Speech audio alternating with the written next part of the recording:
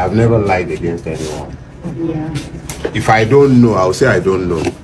That's true. Hi guys, good morning, good afternoon, good evening, depending where you guys are watching me from. We all know say they don't free Dele Farotimi today. But the shocking part is that they free you today, you still get the mind to continue what you don't already start. We need people like Dele Farotimi wey be say e no mind maybe they will carry and go back or not. Make all continue to bless Dele Farotimi. But before I move further, my let now know what he talk after he come out from prison. The thing I need all of you to know is this: I am not unmindful of the sacrifices that you have made to be here today. May the grace of God find and locate you wherever you are. Amen. It's not ever an easy journey when you are fighting evil. Yes. But some years back, before I started this work, God told me very clearly, and I heard it very clearly. He says, once have I spoken. Once has he spoken, twice have I heard. He says, the truth is enough. It is the only weapon by which you can slay the monster called Nigeria. The truth, nothing else. In my public advocacy, my fight and my wars against this evil empire that we all live in, I have never lied against anyone. If I don't know, I'll say I don't know. That's true. I cannot be talking about an election in 2027 in the presence of the multiple madnesses that have remained with us, in the presence of a situation where a corrupt INEC chairman will open his mouth and blithely declare on national TV, go to court. We can't be having that and be talking about an election in 2027. We must at least be honest enough to tell ourselves what is in front of us. If there is going to be an election worthy of his name, I will be out there supporting Peter Obi. If there will be an election, and if we still even have a country, the way Bulaba is going with Nigeria, what do we know that will be left of this country by 2027? What will be left of this country? An emir is being killed in his own domain after ransom war, and we are talking about 2027. An Oba was killed. 2 Obas, for instance, were killed in Ekiti for the other time, and we are still talking about 2027. You practically don't have a functional state again. Somebody is single-handedly, without recourse to any due process, the due process law be damned, the PPP law be damned, single-handedly without public tender of any sort, they are awarding a road at 4 billion naira per kilometer, and you are still talking about a country. Why are we lying to ourselves? We must, even if they will not agree, we must be unapologetic in telling these truths. You asked. Any Nigerian who is still hanging around waiting for 2023 to change Nigeria is a fool. Line 20 Dele Farotimi up and ask them to become president of Nigeria. 20 of me, 20. Multiply their brain power by 10, factor of 10, and then force them to operate the 1999 Constitution with the governance system that is enshrined in it. We shall fail spectacularly. The problem of Nigeria can never be resolved by personnel changes. The system is designed with impunity undergirding it, and it can never deliver anything positive to the Nigerian peoples. Be those Yoruba, Hausa, Igbo, Fulani, whatever they care to be. Make an Igbo man president of Nigeria in 2023 and force him to operate the 1999 Constitution. Complete waste of time. Igbo will continue to suffer the brunt of the wickedness of the Nigerian state. Every Nigerian is rendered stateless by the 1999 Constitution. It is an iniquitous, wicked, and evil document. It has nothing good for the Nigerian people. And the longer we continue to fool ourselves believing, and let me enter one quick caveat.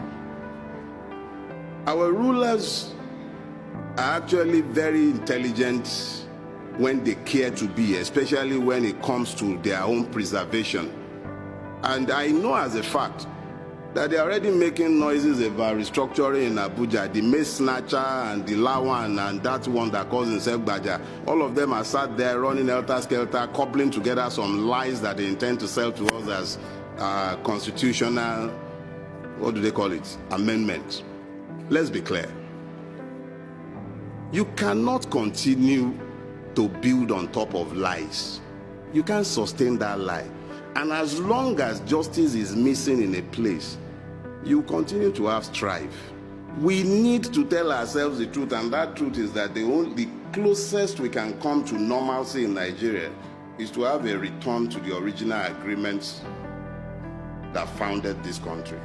Those agreements are very clear in their fundamentals. One of them, federal system. Nigeria is today not a federal system. Let's stop lying to ourselves.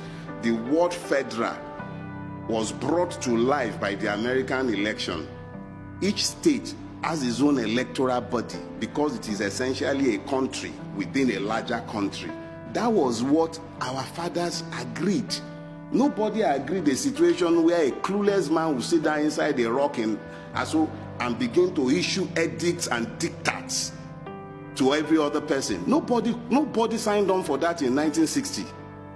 All the constitutional conferences, beginning from 1948 all the way to the 1951, all the way to 1960, each and every one of them was very clear and unambiguous. Nigeria was meant to be a federal system based on parliamentary democracy. It wasn't by accident that our fathers settled on parliamentary democracy. They wanted to make democracy as close to the people as it could be. So it simply meant that if you're a parliamentarian, you knew your people knew you. It was the aggregation of the parliamentarians that determined who became the prime minister, and they were also the ones at the regional level who determined who became the premier. So democracy was devolved. It was easier for the people to become involved. What we have today is not a democracy. What we have today is not a federation. We've just become a nation of liars who readily accept every lie that we are told. As my fellow lepers, I recognize the fact of my leprosy. I'm a Nigerian. That's why I'm always careful to explain that I'm not a citizen. I'm a victim of Nigeria. It is the grace of God that has kept one from the grave up till this point. 6 years ago, almost to the exact day, I was sent to prison by a court in this country for life, in the service of a church in this city. But the grace of God is what has kept me here, and I was freed. No, hold on, please. The point I'm trying to make to all of us is this.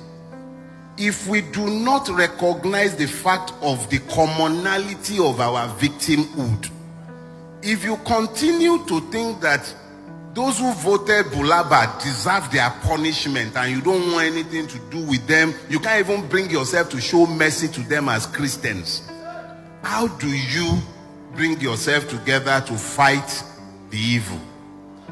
Okay, so you know the truth, but they are so ignorant because they have embraced hatred that they do not know the truth. How have you, as Christians, shown them the truth? I know it's actually very annoying, especially if you live in this neighborhood. This is Okota. Yeah. The vast majority of my Oriental brothers and sisters live in this neighborhood. You have borne the brunt of the madness that has overtaken our country. And you will see more. As we are drawing closer, because for them the election cycle has started. The election cycle has nothing to do with your votes. They don't care. They've written the result already. But having written the result, they need you to now begin to divide yourselves. You need to be told to ignore the pains in your bellies, the hunger. You must forget it. And for you to forget it, they must give you hatred to embrace. And I saw a piece in the paper, I think sometime this past week, and I know that they have started the race. You know what I saw? Ajeromi Felodun local government published a list of streets they were renaming in Ajegunle. And I saw how they are attempting to whitewash history and pretend that there is a certain ethnic group do not exist in that neighborhood. And I laughed. But I also know that it will require the complicity of good men and women who elect to embrace hatred, for that madness to endure. I have lived in the Lekki axis for at least about 22 years. I have been associated with that axis for over 30 years. I know the area well. The names on our streets, and I'm just using this to illustrate so that you understand the insidious nature of the evil that has overtaken our country. The names on the streets in the entirety of the Lekki Peninsula, I don't know about other parts of Lagos State, they came about in a specified manner. Lekki was a swamp, a vast swamp. It was only the express that had any solidity to it. And they were selling land. And my Oriental brothers and sisters came. They would buy land in swamps. And then they would build roads with rubbles. And then they would bring transformer. And then they would build a street gate.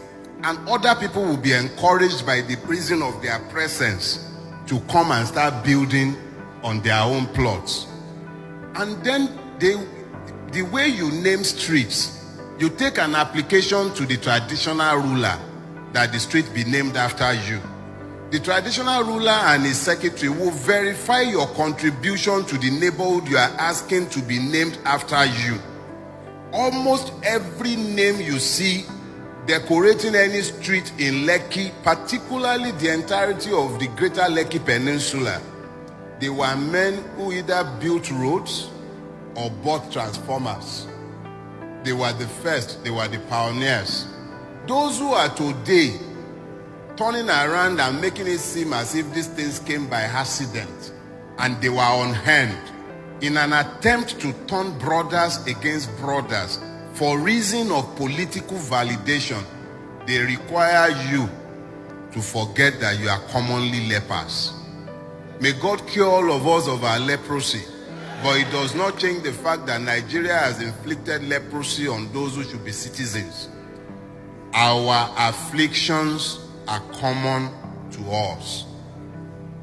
What do we do? I believe that in the coming days, weeks, and months, we must, as a collective, begin to find common purpose and set out what it is that we believe should happen to us as a people, and then stand behind our demands. They have children sent to correctional centers and facilities across the country. Parents are sat mostly unconcerned. A lot do not even know that this is in any way connected to them. But the reality is that tomorrow is actually quite gloomy if you took a very good look at where we are today. There is a urgency of now. That urgency does not allow us to outsource the resolution of these problems to a future generation. There is nobody coming to save us. The Americans won't save us. Get that clear. They benefit from this. Neither will the British. They've even tried to do you 419 now. They have a Yoruba sounding person heading the Conservatives. It's all a scam. They need to bring what they are losing in Europe. They need to bring it out of the Commonwealth. So everything that has happened to us, you will not hear any one of the beneficiaries speak on our behalf. Have you heard any condemnation from the European Union? Have you heard anything from Britain? Have you heard anything from America? A long time ago, we were busy naming streets after American diplomats, thinking that salvation was coming from abroad. Salvation is not coming from abroad. I also assure you that Daddy will lead you in prayers, but we also need to act. Without acting, prayers are, I'm sorry to say, useless. God will do what God will do, but men must do what men will do. And in our own case, if we stay here, we perish. It's not really just Bible speak. It's the reality. Our situation is dire. We need to find the commonality of our affliction and then find common ground and common purpose. I'm on a church pulpit, so So I am careful not to offend certain sensibilities.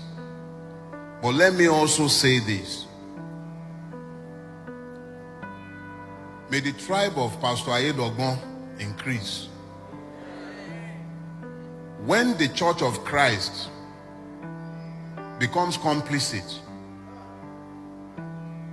in the emasculation and oppression of the people of God, that